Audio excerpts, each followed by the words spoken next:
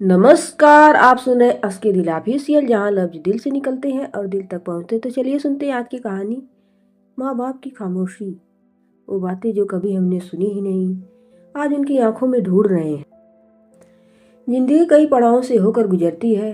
बचपन, जवानी और बुढ़ापा, इन तीनों अवस्थाओं में सबसे कठिन और संवेदनशील दौर बुढ़ापे का होता है। जिस तरह बचपन में माँ बाप और पूरा परिवार बच्चों की परवरिश में दिन रात लगे रहते हैं, ठीक उसी तरह बुढ़ापे में एक बार फिर उन्हें उसी देखभाल, प्यार और समय की ज़रूरत होती है। लेकिन अफसोस, अक्सर ऐसा होता ही नहीं। बदलते दौर के साथ रिश्तों की परिभाषाएं भी बदल गई हैं। आज के समय में कई बुजुर्ग माँ बाप और दादा दादी दिन भर टकटकी लगाए दरवाजे की ओर देखते रहते हैं कि कोई आएगा, दो बातें करेगा, हाल चाल पूछेगा। लेकिन ऐसा बहुत कम होता है। धीरे धीरे उन्हें भी इस उपेक्षा की आदत पड़ जाती है।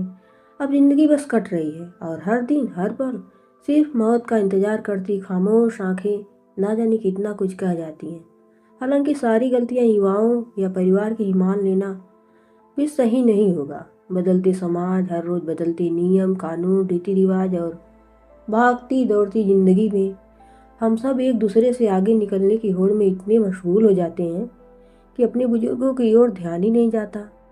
माँ बाप अपने काम में व्यस्त रहते हैं और बच्चे, वो तो मोबाइल की दुनिया में खोए रहते हैं। दादी नानी की कहानियाँ अब सिर्फ किताबों तक सिमट कर रह गई हैं। उन्हें सुनने सुनाने का वक्त अब किसी के पास नहीं। कहने को तो गलती किसी की नहीं लगती, पर जब खुद वही वक्त आता है जब हम भी उम्र के उस मोड़ पर खड़े होते हैं, तब ये सब बातें याद आती है।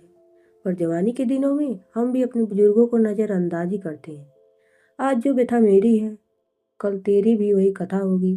वक्त रहते संभाल ले बिगड़ते रिश्तों को, कोई तो रास्ता निकाल। एक मुस्कान उनके चेहरे पर भी लाओ। ना भागते क्यों हो, थक जाओगे, आखिरकार तुम भी तो यहीं आकर रुक जाओगे। आज जो